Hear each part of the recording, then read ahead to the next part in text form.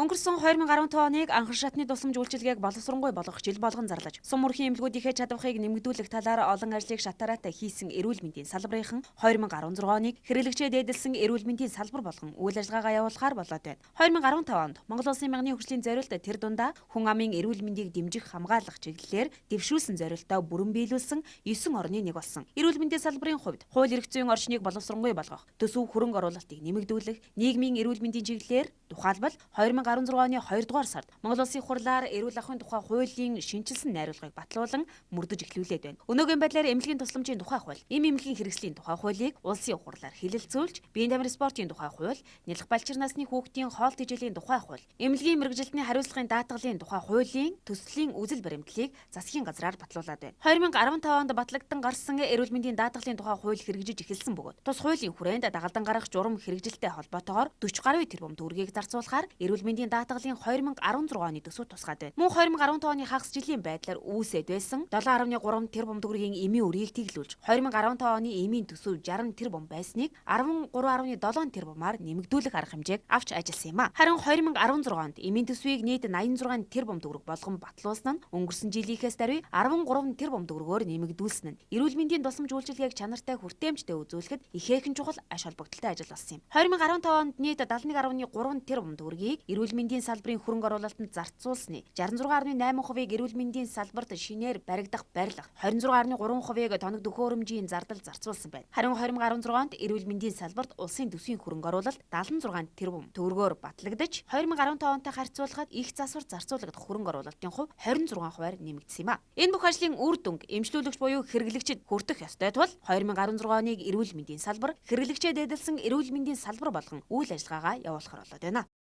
Хэрэглэгчээ дээдэлт ажиллана гэдэг бол бид эмнэлгийн ажилтан үйлчлүүлэгч хоёрын хоорондын харилцсан халуун дулаан харилцаа ойлголцол энэ хүнд тусч байгаа өвчин эмгэг түүнийг эмчлүүлэх асуудлаар энэ хоёр хүний хоорондын харилцаа бол орчин үеийн түвшинд очих ёстой. Ингэх юм бол манай эмнэлгийн ажилтны чадвар өндөр техник технологи орчин үеийн техник технологиор хангагдж байгаа. Харин бидний тусаад байгаа тэр сахилга хариуцлага зохион байгуулалтыг эрс сайжруулах. Ийхүү хэрэглэгчээ дээдэлсэн эрүүл мэндийн салбар ураатай явагдаж байгаа удирдах ажлын зөвлөгөөний хүрээнд эрүүл мэндийн спортын сайдын үүрэг гүйцэтгэгч Оюунбаатар бүсийн онцлогоо эмчилгээний төвийн дарга нартай 2016 оны үр дүнгийн гэрээгээ байгууллаа. Бид бүхэн 2015 оны ажлыг дүгнсэн 16 онд гол хийх чиглэлийг гаргасан байж байгаа. За энэ дээр бол улам хэрэглэгчтэй хүрсэн ажлуудыг зохион байгуулъя. Тэдний 5 дахь орчныг бүрдүүлье. За тэднийхээ хүлээгдэл чирэгдэлгүй үйлчлэе. За эмнэлгийн тусламж үйлчлэгийг чанартай үзүүлэх тал дээр онцгой анхааран ажиллаж байна. Манай бүсийн онцлогоо эмчилгээний төв 2016 онд хэрэглэгч үйлчлэгээ үзүүлэгчийн хоорондын харилцаанд дахь хүндлэл, итгэлцэл, ойлголцлыг сайжруулах жил болгон зарласан. За энэ хүндлэл, итгэлцэл, ойлголцлыг бид нар сайжруулахдаа өдөр тутмын үйлчилгээнд инээмсэглэж өгтий, ээлдгээр харилцъя гэсэн ийм зарчмыг нэвтрүүлэхээр ажиллаж байгаа. Мөн зөвлөгөөний үеэр эрүүл мэндийн салбарынхаа 2015 оны ажил амжилтыг дүгнэж шилдэгүүдэд шалгарууллаа. 2015 оны эрүүл мэндийн байгууллагын шилдэг байгууллагаар их хүүхдийн эрүүл мэндийн үндэсний төв шалгарч, эрүүл мэндийн байгууллагын шилдэг менежерээр их хүүхдийн эрүүл мэндийн үндэсний төвийн ерөнхий захирал инхтүр тодорлоо. 2016 онд бид Монгол улсын их хүүхдийн эрүүл мэндийн салбар болон өөрийнхөө эмнэлгийг 2016-аас 21 онд хөгжүүлэх энэ үндсэн бодлогын бичиг баримтууд дээр бол нэлээд тогтож ажиллана.